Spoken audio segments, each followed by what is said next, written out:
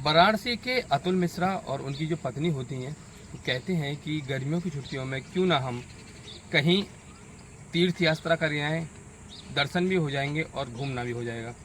तब ये दोनों लोग वैष्णो देवी जाते हैं, कटरा में स्थित जो जम्मू कश्मीर में है। वैष्णो देवी जाते हैं, लगभग शाम का वैष्णो देवी जाते समय शाम का वक्त होता है, दिन रविवार होता है, 9 मई 2024 की ये घटना है। दोनों लोगों को ये नहीं पता था कि हम जा तो रहे हैं, कुछ हमारे साथी मारे जाएंगे, हम घायल होंगे, पता नहीं हमारे साथ में क्या क्या होगा। हम माँ के दर्शन के लिए जा रहे हैं, लेकिन एक ऐसी अनहोनी होती है जिसमें लगभग 9 लोग अपनी जान दे देते हैं और 33 लोग घायल हो जाते हैं। तो क्या है पूरी घटना, आखिर कैसे हुआ उस बस पर हमला, क्या है पूरी कहानी जानने के लिए हमारी वीडियो अंत तक देखें। तो राम राम, नमस्कार, आदाब, सत श्री अकाल। मैं तरुण ठाकुर। एक सच्ची घटना, ये सच्ची घटना है जम्मू कश्मीर के कटरा, जहां माता वैष्णो देवी का मंदिर है।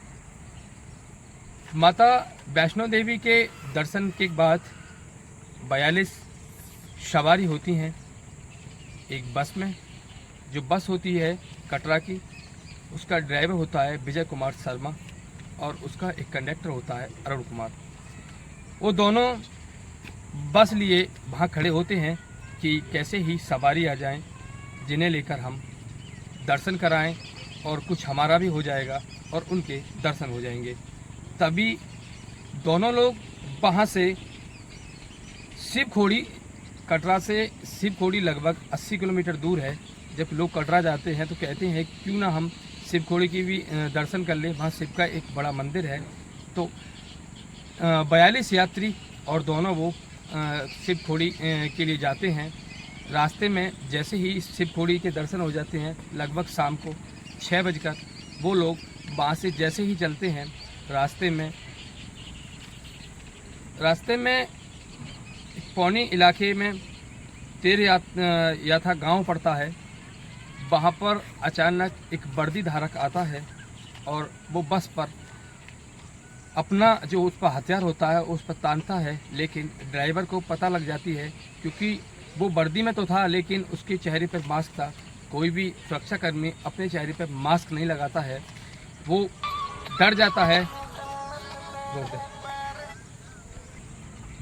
तो जैसे ही वो अपना हथियार उस पर तानता है, लेकिन उसे पता थी कि यहाँ पर कुछ आतंकवादियों का लगातार डर बना रहता है, तब वो बस को आगे बढ़ाता है। लेकिन जो वो शख्स होता है, जो आतंकवादी होता है, वो विजय कुमार के ऊपर गोली चला देता है।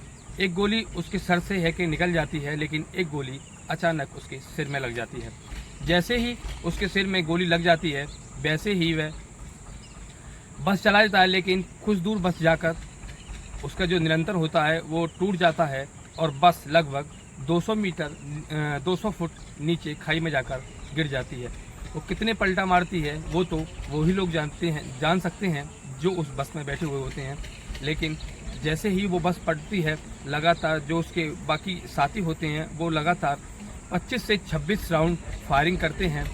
और जैसे ही वो बस पलटने की सूचना लोगों को पता पड़ती है, तभी जो वहाँ की एसएसपी होती हैं मोहिता शर्मा, वो मौके पर पहुँच जाती हैं और वहाँ के जो गृह सचिव होते हैं चंद्राकर भारती, वो भी वहाँ मौके पर पहुँच जाते हैं और वहाँ जाकर जो रेस्क्यू टीम होती है वो आती है। तब पता पड़ता है, जब रेस्क्यू होता है तब पता पड़ता है कि इसमें 9 लोगों की मौत हो गई है और लगभग 33 लोग घायल हैं। 33 लोगों को वहीं का एक रिहायशी जो जिला पड़ता है, वहीं के सामूहिक स्वास्थ्य केंद्र में कुछ लोगों को ले जाया जाता है, कुछ लोगों को वहीं एक नारायण हॉस्पिटल पड़ता है उसमें ले जाया जाता है। लेकिन लगातार इलाज जारी है। तभी लोगों से जब पूछताछ होती है तब बताते हैं कि एक जो मास्क लगाकर जो एक शख्स आया था बस के आगे, उसने लगातार गोलियां चलाई, जिससे ड्राइवर के सिर में गोली लगी। ड्राइवर ने बहुत कोशिश की सवारियों को बचाने की, लेकिन जब उसके सिर में गोली लग जाती है तब वो शायद अपना जो सुध है वो खो देता है और गाड़ी नियंत्रण न होने की वजह से खाई में गिर जाती है और लगभग 9 लोगों की मौत हो जाती है और 33 लोग घायल हो जाते हैं। तब इधर 7:15 पर शपथ होनी थी, क्योंकि 3.0 जो मोदी सरकार की जो कैबिनेट जो संसदीय मीटिंग थी उसमें 9 जून 2024 का जो दिन रखा था उसमें शाम को शपथ होनी थी। इधर तो देश में खुशी का माहौल था क्योंकि नई सरकार का गठन होना था। इधर शाम को उधर जम्मू कश्मीर में कटरा स्थित 9 लोगों की मौत हो जाती है और लगभग 33 लोग घायल हो जाते हैं। इसमें विजय कुमार शर्मा जो कटरा से आते हैं उनकी मौके पर ही मौत हो जाती है। उनके साथी होते हैं अरुण कुमार, उनकी भी मौके पे मौत हो जाती है। एक दिल्ली से आते हैं सौरभ गुप्ता जिनकी उम्र 21 वर्ष होती है, उनकी पत्नी की उम्र 19 वर्ष, लेकिन वो बच जाती हैं। और जो सौरभ गुप्ता जिनकी उम्र 21 वर्ष होती है वो मौके पर ही मौत हो जाती है। किस तरह कुछ दिन महीने पहले इन दोनों की शादी हुई थी। एक हंसता खासा परिवार था, लेकिन इन्होंने कहा था कि शादी के बाद हम वैष्णो देवी दर्शन करने जाएंगे और वो लोग दर्शन करने जाते हैं, लेकिन क्या पता था कि वहाँ पर सौरभ गुप्ता की मौत हो जाएगी। वहीं पर राजस्थान के एक जयपुर जिला पड़ता है, उसी का एक चौमू इलाका पड़ता है, उसका एक परिवार के लगभग 5 सदस्य जिनमें पवन सैनी बच जाते हैं। उनकी पत्नी और उनका जो बच्चा होता है 2 वर्ष का लिवांश, उनके भाई राजेंद्र सैनी, उनकी भाभी ममता देवी, इनकी भी मौके पर मौत हो जाती है।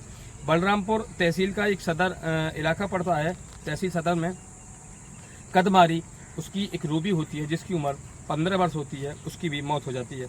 एक अतरौली तहसील की, उसी में एक अतरौली तहसील पड़ती है, उसका भी एक अनुराग वर्मा होता है, उसकी भी मौके पर मौत हो जाती है। नोएडा के बंटी लक्ष्मी, ये लोग घायल हैं। दिल्ली की राधा देवी, शिक्षा गौड़ा के ऊषा पांडे, मेरठ के प्रदीप, तरुण, बंटी आदि, इन लोगों ये लोग घायल हो जाते हैं। लेकिन हमारी जो गवर्नमेंट अभी नई गवर्नमेंट बनी है, उन्होंने जो मृतक लोग हैं, मृतक का जो परिवार है, उनको 10-10 लाख रुपए की जो राशि है, जो धनराशि है, उन्हें देने का वादा किया है। और जो घायल हैं उन्हें लगभग 50-50 हज़ार रुपये की राशि का लाभ मिल सकेगा।